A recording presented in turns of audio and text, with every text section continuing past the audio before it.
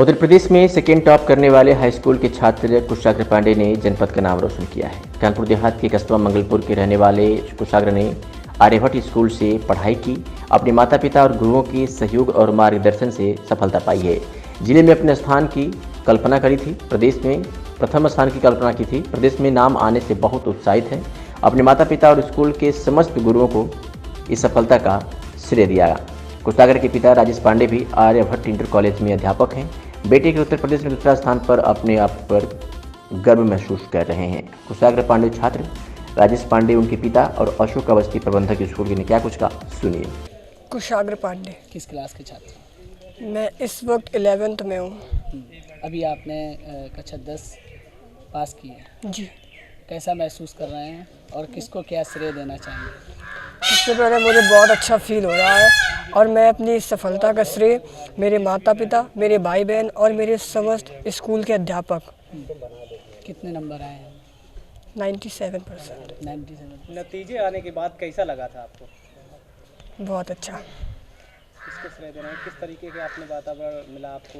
किसको श्रेय देना चाहेंगे? मैं अपने माता पिता, मेरे भाई बहन और समस्त स्कूल के अध्यापक सभी का बराबर श्रेय है। कैसे पढ़ाई से आपने स्टडी की थी? मेरा मानना था कि पढ़ो भले भी कम, लेकिन कंप्लीट होना चाहिए जितना भी पढ़ो। रिजल्ट आने के पहले आपको किस तरीके से महसूस हो, क्या लगता था? जब मेरे पेपर हो गए थे तो स्कूल के अध्यापकों ने पहले ही अनुमान लगा लिया था कि इतने तक आ सकते हैं। तो मुझे कहीं ना कहीं लगता था कि मेरा स्थान जिला में तो शायद हो गई, ये नहीं सोचा था कि यूपी में होगा। तो सबसे अच्छा किसने आपको अच्छे से गाइड किया और पढ़ाया?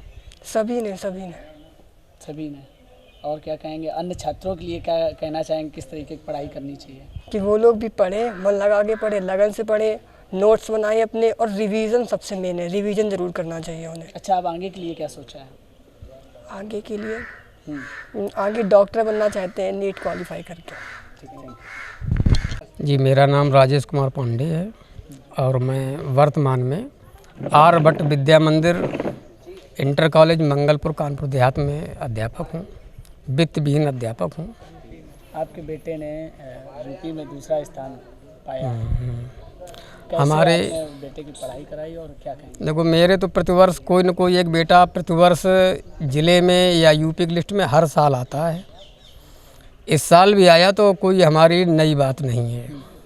अब ये बात अलग कि ये मेरा खुद का बेटा था, ये भी पढ़ रहा था, लेकिन हमारे तो बेटे प्रतिवर्ष, हमारे पढ़ाए हुए सभी बेटे हैं और प्रतिवर्ष कोई न कोई बेटा हमारा ज़िला में लिस्ट में कहीं यूपी में नाम लिखवाता ही रहता है।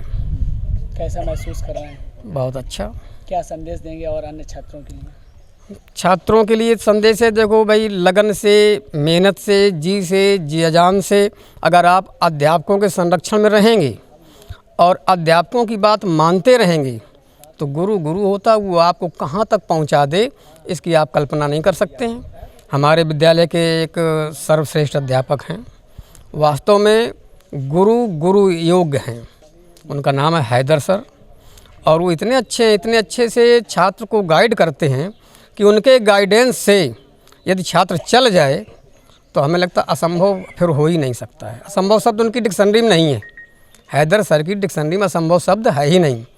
और हमारे विद्यालय जो प्रधानाचार्य जी हैं और प्रबंधक जी हैं, बस इतना मोटिवेशन देते हैं छात्रों को, इतना मोटिवेशन करते हैं कि मैं तो स्थिति देखकर दंग रह जाता हूँ कि छात्र वास्तव में उनके पीछे भागने लगता है। और हमें तो लगता है कि ये हमारे प्रधानाचार्य जी का, प्रबंधक जी का और जो अध्यापक मंडल है उनका सबका इतना अच्छा कॉम्बिनेशन है कि उस कॉम्बिनेशन से प्रतिवर्ष नाम आ रहा है। नहीं तो हर वर्ष नहीं आ सकता, एक आध तुक्का कोई होता है तो लग जाता है। प्रतिवर्ष आना एक बहुत बड़ी बात है और ये आर्यभट्ट विद्या मंदिर को श्रेय मिलता है। इस संस्था का मैं प्रबंधक हूँ। आपके विद्यालय के एक छात्र का यूपी के टॉपरों में स्थान आया है, कैसा लग रहा है? द्वितीय स्थान पे। अब देखिए, ये तो कितना अच्छा लग रहा है ये तो कह पाना शब्दों में तो बहुत मुश्किल लगता है, लेकिन मेरा लक्ष्य था इस बार। अभी एक कार्यक्रम हुआ था माती में, तो वहाँ जो डीएम साहब आती, उन्होंने कहा था कि कानपुर देहात का यूपी में स्थान आना चाहिए और उससे पहले भी हमारा ये लक्ष्य था। कि इस बार हमें यूपी में लाना है और उसके लिए हम लोग कृत संकल्प हो गए। हमारे अध्यापक और ख़ास तौर से प्रधानाचार्य जी बैठे हैं, उप प्रधानाचार्य जी हैं, ये तय किया था एक एक बच्चे को, उसके घर के गार्जियन को, बच्चे की पूरी ऊर्जा को निचोड़ लिया मैंने। बहुत ईमानदारी से उनके साथ काम किया। रिजल्ट तो बच्चे लाए हैं, लेकिन प्रयास हमारे अध्यापकों का, और मेरा तो नहीं कहेंगे, हम अपने अध्यापकों का ही प्रयास करेंगे। विद्यालय में किस तरीके का वातावरण पैदा किया गया, क्योंकि ये खुशियाँ पहले भी आ चुकी हैं, पिछली वर्ष भी हाँ। आ चुका है। देखिए, मैं आपको अगर थोड़ा सा विस्तार से बताना चाहूँ कि जैसे शिक्षा है, कला है और धर्म है, 3 चीज़ें, इनका जब व्यवसायीकरण होता है तो अपेक्षित परिणाम तक हम नहीं पहुंच पाते हैं।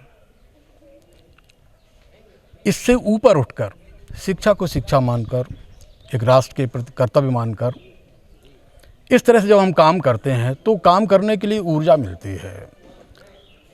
धन को साध्य मानकर हम लगे हुए हैं तो फिर परिणाम भी उसी तरह के आते हैं।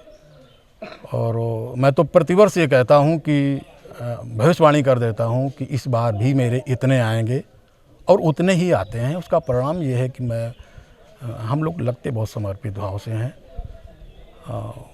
व्यवसाय नहीं है मेरा विद्यालय, ये मेरा अपना एक नशा है, एक मिशन है। क्या संदेश देना चाहेंगे छात्रों को? मुझे लगता है कि कोई भी बच्चा योग्य नहीं होता है, कोई कमज़ोर नहीं होता है। केवल उसका टाइम मैनेजमेंट और टीचर के अंदर अगर वो क्षमता है कि उसकी पूरी ऊर्जा को निचोड़ने की क्षमता है, हावी जगाने की क्षमता है, तो कोई भी बच्चा इस स्थान को पा सकता है। केवल ये बात कुशाग्र की नहीं है, कोई भी पा सकता है। ये टीचर की क्षमता पर निर्भर करता है कि बच्चे को कितना वो तैयार कर रहा है।